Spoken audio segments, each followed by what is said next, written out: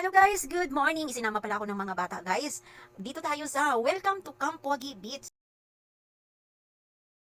Sa entrance pa lang guys, nakikita na namin na medyo maganda yung lugar. Hayaan nyo ako guys na iikot ko kayo sa palibot dito sa bahay or cottage na nirentahan namin guys. Bago ako mag-start guys, dito pala to sa Calatagan, Batangas. Bali, ito pala yung kinuha naming cottage. Ayan, medyo malaki-laki yung nakuha namin guys kasi maganda, tapos malapit pa siya sa dagat. Mayroon siya. Libre na rin dito yung gasol.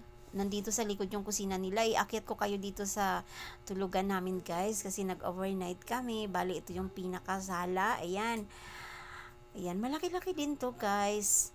Tapos, mayroon siyang 1 bedroom. Pero, dalawang katri yung nandoon sa loob guys. Ayan, merong up and down. Yung sa ilalim guys, ayan, kasya yung 4 na tao dyan. Tapos, yung nasa taas naman, pwede yung 2 tao or 3, pwede na siya. Tapos, meron silang pinakasekreto na tulugan din, pwede na rin dito sa taas. Ayan guys, di ba? Maraming tulugan.